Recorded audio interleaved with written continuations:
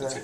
One of the things that I really try to do, that kind of started with Supersize Me and with 30 Days and even into Where in the World and now with, Freakonomics, was we try and find ways, me and my writing partner, Jeremy, and I, try and figure out, interesting and creative ways to make data, to make information that is usually really boring, visually compelling. And so Freakonomics was like the best case scenario of that, because literally that whole book is data, that whole book is information, and how do you start to, turn that into something that that will actually engage an audience and isn't just going to feel like medicine.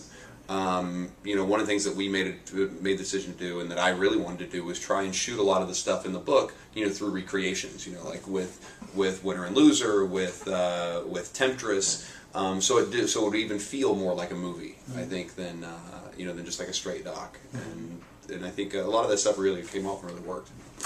Did you, as you were reading it, did visual ideas instantly come to you, or was it like, shh, you're finishing now, let me sit and ponder this? Well, it was interesting, because as we were reading it, and as I was going through the chapter, and I did kind of my first pass on the script, the thing that kind of popped into my head, I consume a tremendous amount of media. I watch tons of television and movies and everything, and like literally the whole thing I kept thinking about were all those people in those commercials that carry around the number under their arm of like what their retirement account is. So they have that big foam number that they carry around. Somebody's waiting for the bus, somebody's here. And I said, that's how we should identify our people. So like everybody's married to their name, almost like those numbers are married to those people that they carry around. And so that from the beginning was one of the cues that we wanted to carry over, and I think really works. Because from what I understand, the movie sort of has it both ways in that your name will not determine your course, but the name, if it's deemed to be a black name, can limit your possibilities. Yeah.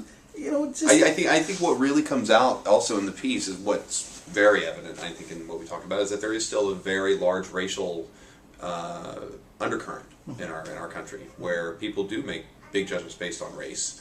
And in the way that name is even associated with your race. And racism seems to be part of our culture. So do you think it works in an unconscious way? I think that if you're raised in environments, and I grew up in the South, like West Virginia is still very much a southern state, and I think that there are a lot of pockets where racism is just inherent. And it's just one of those things where there is a divide. And not only a divide just in terms of how people interact, but even divides literally in the communities, where literally this is where the other side of the tracks begins, and this is the white neighborhood, and this is the black neighborhood. And I think that there are places where those polar opposites still really exist. Yeah. What's your kid's name? My kid's name is Lakin. Lakin. Yeah, so it's like Lake with an N, which was my great uncle's name. It was a family name. Is it Scottish? Scottish. Okay. Yeah, I was thinking, that sounds like a white name. Yeah, that Lakin sounds like a very white name. All right, well, thank you. I think that's all I'll need.